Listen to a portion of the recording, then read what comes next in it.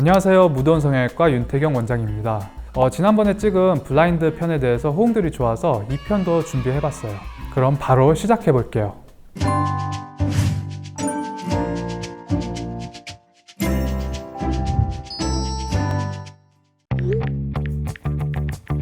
눈밑 지방제 배치는 안구의 기능적인 부분을 다루는 것이 아니고 미용적으로 눈꺼풀의 연부 조직을 다루는 수술이기 때문에 성형외과에서 많이 합니다. 안구 손상되면 어떡해요? 걱정하시는 분들도 가끔 봤는데 안전하게 시행되니 그 부분은 전혀 걱정하실 것 없어요. 질문자는 각막을 째야 한다고 들어서 안과를 생각하신 것 같은데요.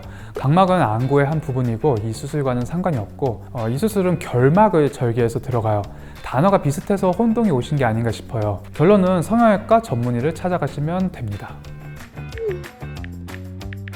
칙칙하고 피곤해 보이는 인상을 밝게 만들어주는 눈밑 지방제 배치 수술은 최근 많이들 찾는 수술이기도 해요. 하지만 수술 이후 재발이 잘 된다는 얘기를 들으시고 수술을 해야 하나 말아야 하나 고민하시는 분들도 있다고 들었어요. 저희 병원에 오시는 분들 중에도 이 타 병원에서 시행 후에 재발했다고 재수술 상담하러 오시는 분들도 많은데요. 그런 분들 수술 때 보면 보통 지방 제거만 하고 이 눈물꼬랑인대가 있는데 여기를 풀어주지 않은 경우들이 많아요. 구조적 원인을 완전히 해결해주지 않았기 때문에 오래 못 가고 재발하는 거예요. 또 바깥으로 실을 빼서 고정하는 외고정법으로 시행하는 경우에 수술은 간단하게 빨리 끝나지만 자리가 잡히기 전에 실밥을 뽑기 때문에 가끔 재발하는 경우도 있어요. 저 같은 경우에는 재발을 방지하기 위해서 일단 원인이 되는 눈물꼬랑인대는 당연히 박리를 다 해주고 재배치 시에 지방을 내고정 방법으로 시행을 하고 경막 강화까지 이중으로 고정해주는데 이렇게 하면서 조기 재발로 오시는 분은 없었던 것 같아요. 20대의 경우는 피부에 늘어짐이 거의 없기 때문에 눈밑 지방제 배치로 보통 충분히 해결이 되고 간혹 지방조차 아직 늘어지지 않고 폐임이 심한 분들이 있는데 이분들은 지방 이식까지 병행하는 방법으로 간단하게 해결할 수 있어요.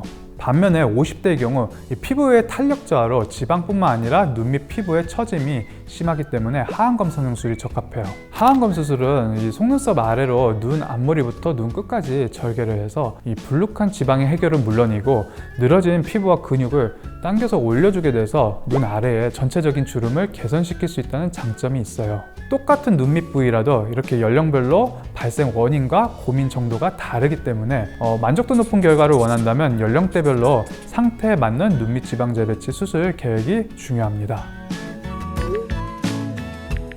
이렇게 성형수술을 하기에 늦었다 생각하시는 분들은 혹시 내가 나이가 많기 때문에 상처가 좀 늦게 회복이 된다든지 다른 문제가 생기지 않을까 이런 걱정들을 많이 하시는데요.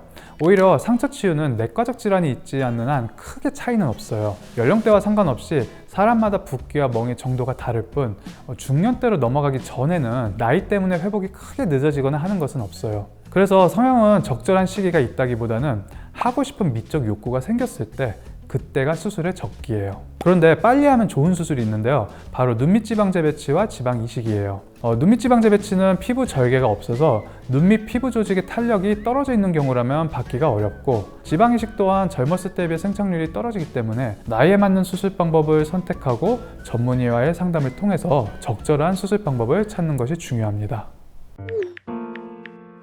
아무래도 어린 분들은 트렌드에 많이 민감해서 유행하는 연예인들 사진을 주로 많이 가져오죠. 예를 들면 뉴진스 민지님, 에스파 카리나님이 많았고요. 민지, 카리나님 두 분의 공통점은 충분히 코가 높은데 또 뾰족하지 않고 코끝 라인이 동글동글해요. 요즘 어린 친구들은 이런 걸 좋아하는 것 같아요.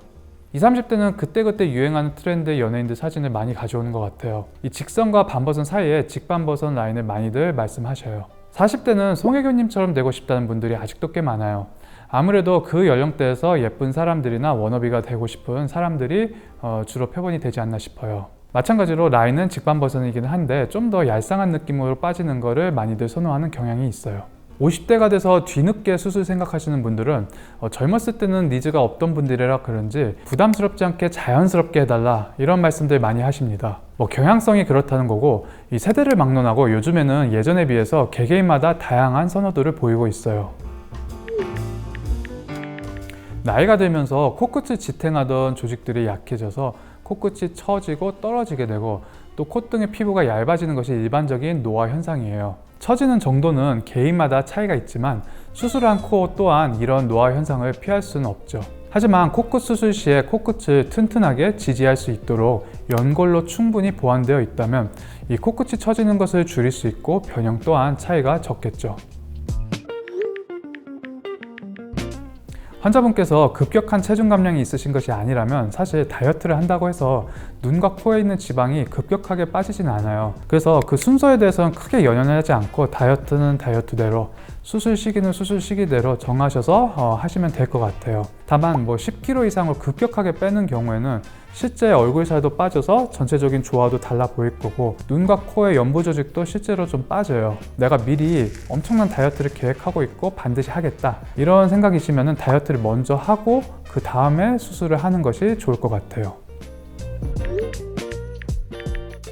몇 가지 이유가 있는데 심리적으로 조금 위축되니까 더 춥다고 느끼는 것도 있을 거고, 실질적인 이유는 수술방 자체가 원래 일정한 온도를 유지해야 해요. 보통 온도는 20에서 23도 정도, 습도는 30에서 60% 정도로 조절하게 돼요. 이렇게 수술실의 온도가 낮은 이유는 바로 감염을 막기 위해서인데요.